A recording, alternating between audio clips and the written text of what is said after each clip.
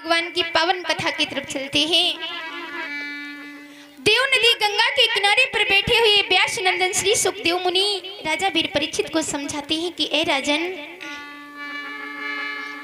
सुदामा जिस समय चनों को चबाने लगे तो कृष्ण ने कहा है, सुदामा दद्दा आप कुछ खा रहे हो। सुदामा जी कहते हैं मैं कुछ नहीं खा रहा हूं, लेकिन भक्तों एक बात और याद रखना, सुदामा ने कृष्ण से कोई चोरी नहीं की है, चुरा कर चने नहीं खाए हैं। ये जो चने थे ये श्रापित चने थे, चने श्रापित थे कि जो इन चनों को खाएगा वो जीवन भर दरिद्र रहेगा। और ये बात सुदामा को पता थी।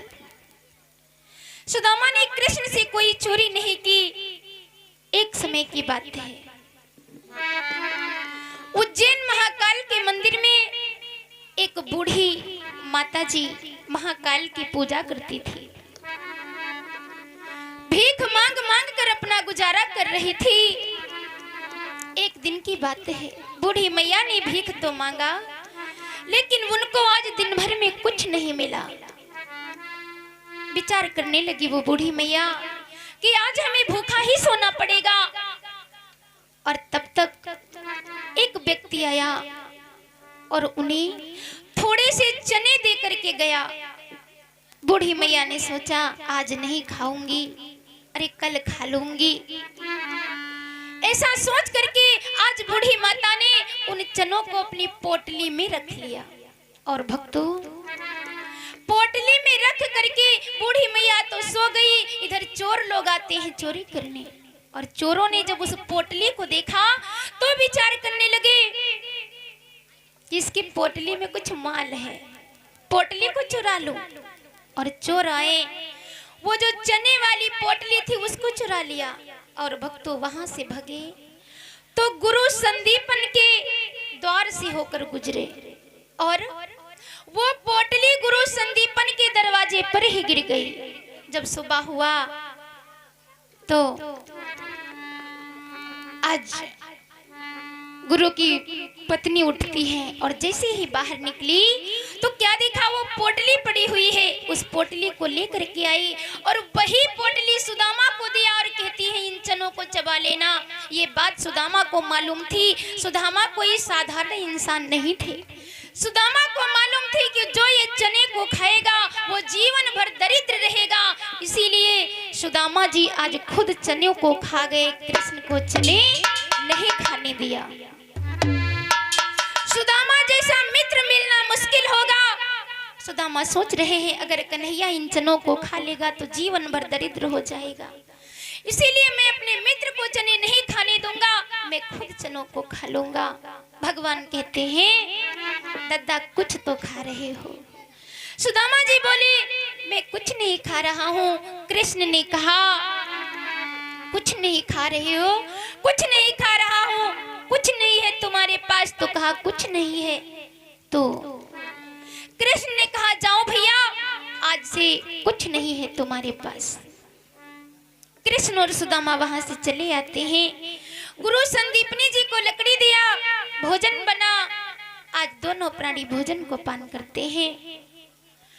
इधर सुदामा जी तो सुदामापुरी में रहने लगे और इधर परमात्मा तो द्वारिका के धीश बन गए। आज सुदामा जी के ऊपर भगवान का श्राप चलने लगा।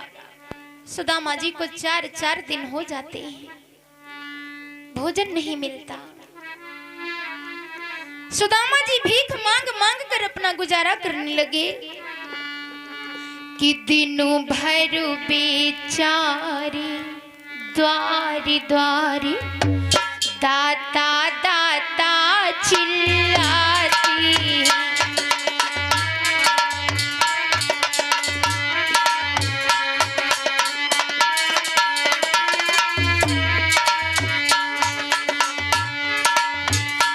दिन भर बेचारी द्वारी द्वारी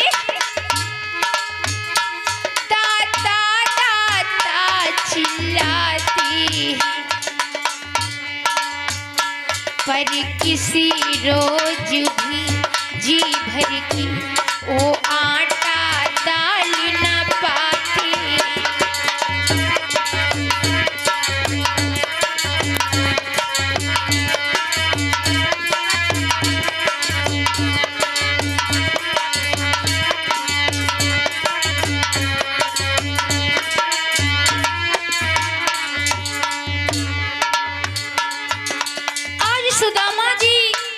दरवाजे दरवाजे पर जा करके भीख मांगने लगे।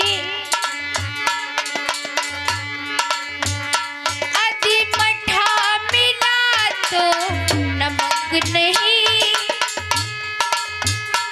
आदि नमक मिला माठा न मिला, आदि मठा मिला तो नमक नहीं, आदि नमक मिला माठा न मिला। दो घर मांगे 10 घर मांगे पर लोटा भरी आटा न मिला।